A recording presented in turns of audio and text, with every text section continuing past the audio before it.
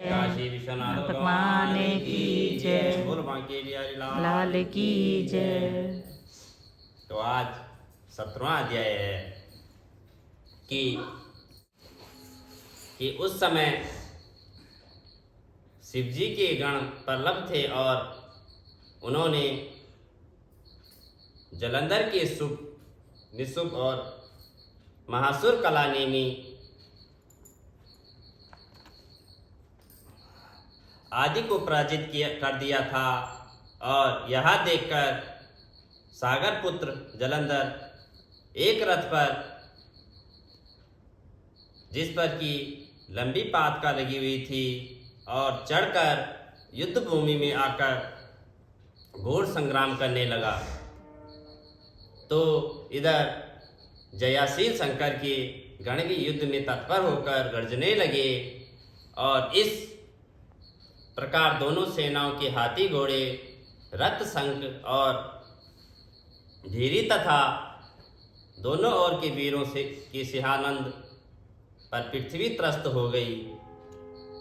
तो तत्पश्चात जलंधर के कुहरे के समान बाणों को फेंककर पृथ्वी से लेकर आकाश तक व्याप्त कर दिया। और नदी को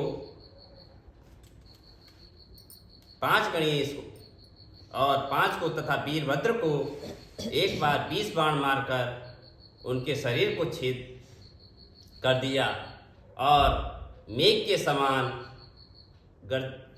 के समान गरजने लगे। और यह देखकर रुद्रपुत्र कार्तिकेय ने भी दैत्य जलंधर को अपनी शक्ति उठाकर मारी और घोर गर्जन किया,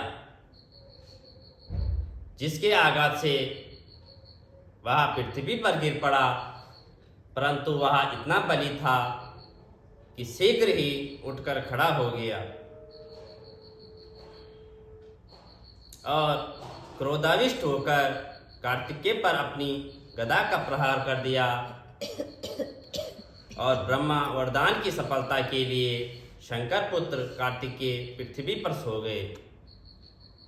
तो गणेश जी और नंदी की व्याकुल होकर गदा प्रहार से पृथ्वी पर गिर गए और वीरभद्र का सिर फट गया। और